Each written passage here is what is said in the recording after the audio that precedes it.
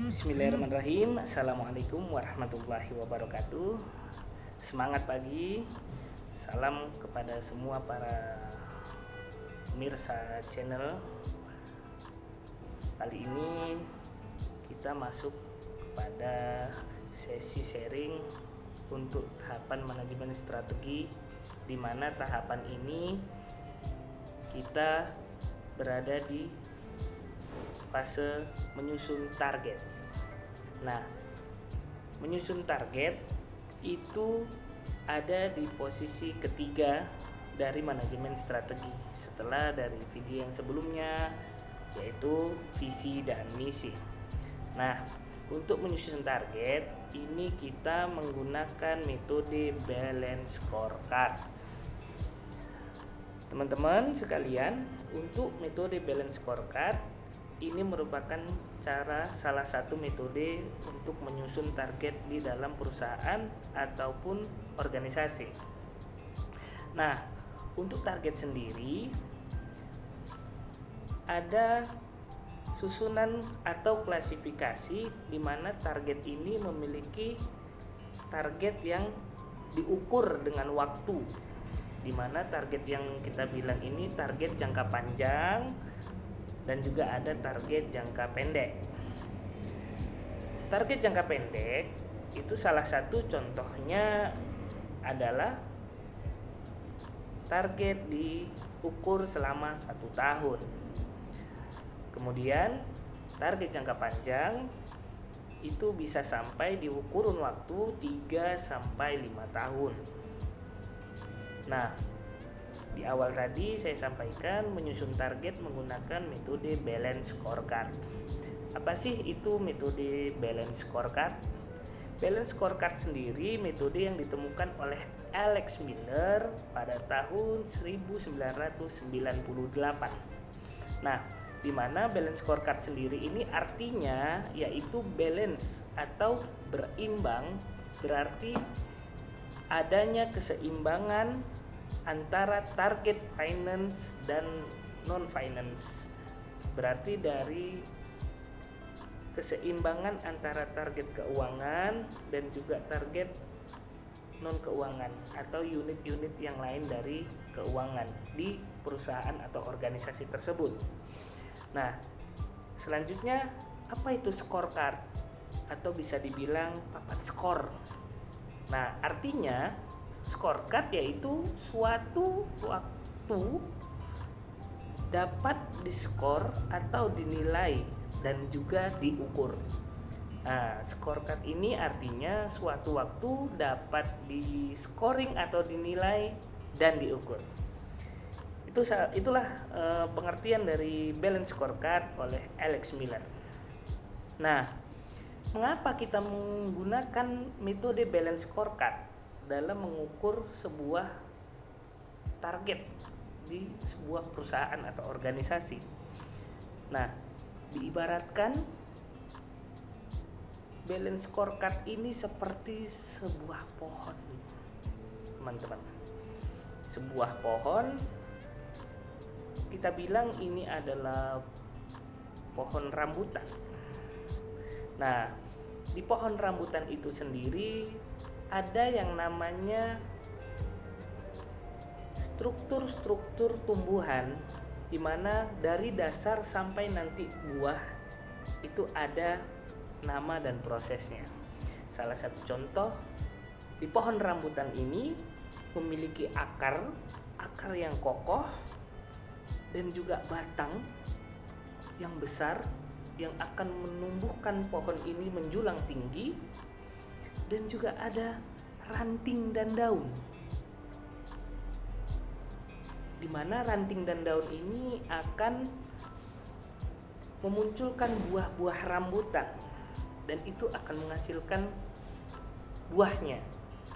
Nah, kalau dari segi persepsi organisasi atau perusahaan, di mana akar dari pohon rambutan tersebut tadi itu kita ibaratkan seperti perspektifnya human capital, atau bahasa umumnya yang orang itu bagian dari kepegawaian atau keanggotaan atau HRD.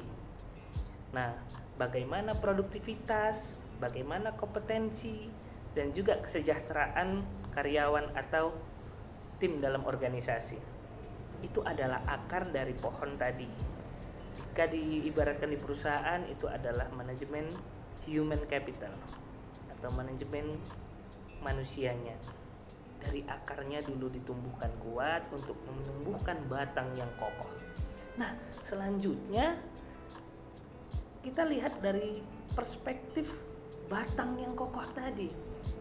Kalau diibaratkan dalam perusahaan atau organisasi, ini adalah internal bisnisnya. Bagaimana mendapatkan atau menciptakan kualitas produk yang baik dan tata kelola perusahaan yang baik. Dari kualitas produk yang baik dan tata kelola perusahaan yang baik. Nah, dari internal bisnis yang baik, dari batang pohon yang baik ini akan menciptakan ranting dan daun yang bisa kita sebut di dalam perspektif customer dalam perusahaan. Seperti dimana untuk mengembangkan sebuah perusahaan, kita harus banyak mengepakkan cabang atau sayap. Jadi untuk ranting dan cabang ini itu adalah perspektif customer dari segi perusahaan atau organisasi. Perspektif customer ini bagaimana cara mengembangkannya? Yaitu bagaimana memuaskan pelanggan agar cabang-cabang dan daun-daun tadi tetap bertumbuh banyak, mengembangkan jumlah pelanggan dan jaringan distribusi. Nah, ini perspektif customer dalam perusahaan dalam proses balance scorecard tadi. Diibaratkan dari pohon dan kita asumsikan kepada perusahaan atau organisasi. Selanjutnya yaitu hasil akhir atau keuntungan atau buah dalam pohon rambutan tadi. Buah rambutannya itu hasilnya bagaimana? Dari akar yang kuat, dari batang yang kokoh, dari ranting atau daun yang rindang akan menghasilkan buah yang banyak dan yang manis. Nah, untuk buah ini dari perspektif balance scorecard di pohon rambutan tadi itu adalah finance atau keuntungan. Nah, dari finance ini adalah hasil keuangan seperti yang diharapkan oleh perusahaan atau organisasi. Nah, mengapa balance scorecard ini dipakai? Karena memang ini memiliki struktur yang sangat baik jika kita terapkan di dalam perusahaan. Contohnya di perusahaan yang sedang saya naungi saat ini, yaitu perusahaan JNE Express Indonesia, di mana kami strategi dalam menyusun target menggunakan balance scorecard.